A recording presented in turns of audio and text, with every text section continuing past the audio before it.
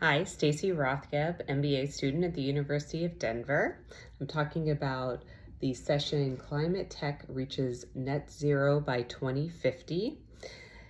So interesting so far to date. I think this was probably one of my favorite sessions. It didn't seem like it was such a spectacular topic in the beginning, but I think the perspectives presented, it was very motivational and inspirational, and maybe I was ready for that at this point. So the speakers were it was a panel discussion first of all, so it was more question and answers. One of the panelists was Emily Kirsch with Powerhouse, and this is an investment, a venture capital investment company. What is interesting about them is that they are a seed funding for clean tech, and kind of the mission statement is when they got into business, like I think it was like 10 years ago, there weren't that many seed funding. There was good clean tech venture capital funding, but not that early seed funding. Powerhouse is a woman-owned company, and it was interesting to hear. I'm not fully on board, but that a lot of their mission statement is about ensuring, they say there's a lot of advantages and a lot of doors open for them, that they're predominantly women in the company, not just the ownership. And they talked a lot, which I appreciated, about basically their model. And it's that they really want to serve underrepresented applicants, and so to make sure they have no bias, any underserved population that has an applicant, they don't, if they don't make it through the first time, they give them a second chance just to ensure that they have more bias, which I just thought was kind of unique. So the other speaker was Laura Sauls by Sealed, and this is very much in my industry. It's about enabling residential energy efficiency adoption, very much about a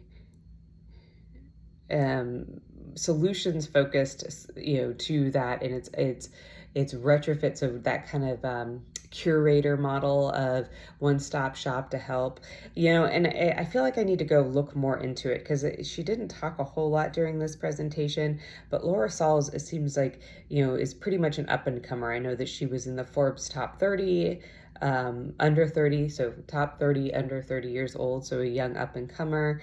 And so I just feel like there was not much there. Most of the conversation was directed to Sarah Talkington, who is Parks and Recreation Department for the city of Austin. And it was, granted we're in Austin, but she had some very impactful stories about how the climate impact has been greater in Austin than one would anticipate. That, you wouldn't consider Austin to be frontline. It's not Florida, it's not Houston on the coasts, it's not, Alaska with their melting icebergs, but they've had some pretty challenging times in the recent past. And, therefore, they did an evaluation, and the four threats that they felt like through climate change were, drought, flooding, heat exposure, and wildfires, which, this is not so uncommon. But then, very interestingly, a lot in the news, they talked about how they had a snowstorm and a very freezing temperatures, more so than the snow, last year. And it sounds like for the last few years, around the same time this all happens, but it was really devastating because their electrical system was not able to handle it. And basically what happened is that the water lines started freezing, and therefore the natural gas plants could not operate because a lot of water is needed in that process. And so it became this cascading problem, and people were without any power for like 48 hours or more while they were in freezing temperature. So besides the financial damage, which was supposed, I guess the amounts of money that it cost for them to recover that was well beyond like even some of the, some other natural disasters. But there was also loss of human life, which we have seen before in these climate change, or in these climate crisis situations. But anyway, she told some really compelling stories about, really what that is. Another key takeaway takeaway I had from her conversation too is how much energy is tied to food. And this goes back to the situation where they lost power for so long because of the freezes, is it got to a point where people couldn't go get food. And so, that food insecurity came into play. And even after power came back on, just because of the disruption to the supply chain, she said personally it was like 3 weeks before they could get eggs and milk. And I think as Americans, a lot of the times we don't appreciate the challenge. We don't appreciate how good we have it with our food security.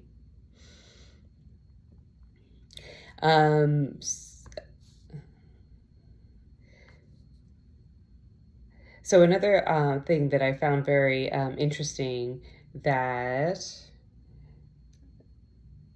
Sarah Talkington, the city of Austin, was talking about, is that she's involved in a health product declaration collaboration. And what that is it's looking, that it's about that circular economy. So looking for safe materials when we construct, but also looking at workforce strength. And I guess what she cited specifically was the abundance of forced labor in some of our markets and how things are produced. And I think that, I anecdotally know that that's out there, but to hear her talk about how she is very directly addressing this issue and how maybe it's more prevalent than I had appreciated, it makes me realize that it's something I definitely need to become more aware of. I think, in conclusion, is there was a couple key takeaways that I saw across all the speakers, that it was, kind of enlightening to me. And one of them is all three of the females, all three of the women that were up there talking early in their careers, like sometime in their late 20s, mid to late 20s, they actually took time off. Like they went and got their education or whatever, and they went out into the world, and then they stepped back, and they usually took like a year or multiple years off and did something completely different to kind of ground themselves, and that allowed them to recenter themselves in their values, and they went back into their career with much more focus on sustainability in all cases, and a much more aligned drive of what they wanted to do. And I thought that was very interesting to see all three of them, and you could tell it's not like it wasn't set up to talk about it, but it was like a realization that happened on the stage. And it makes me kind of question, because I think I can see back in the point in my career when I was going from doing consulting in the construction industry, and was like, there's got to be a better way. And that's when I went and worked for NREL and became part of the solution and not the problem. But it's interesting to see that, like, it seems like people need that demarcation point to dedicate their lives to some grander mission as far as how we serve the society that we live in. Another comment that was made that I thought was really interesting is one of them said that they were talking about diversity, and they were talking about how monoculture is like grass. And basically what that is that it's boring when everyone's the same. And if you really start looking at it, it's hard to maintain. And it takes more resources to maintain like a wonderful yard of grass that's all the same and looks all alike, while when you are embracing whatever shows up in a diversity and culture, that it's it is a lot, it's prettier, and it's a lot easier to maintain, and things are hardier and stronger and more resilient to whatever the world throws at it. And I thought that was just a great analogy, and I'm sure I will use it again in the future. As I said, this was one of my favorite sessions so far, mostly just for the inspiration, which reinforces the power of storytelling and a good mission. Thank you.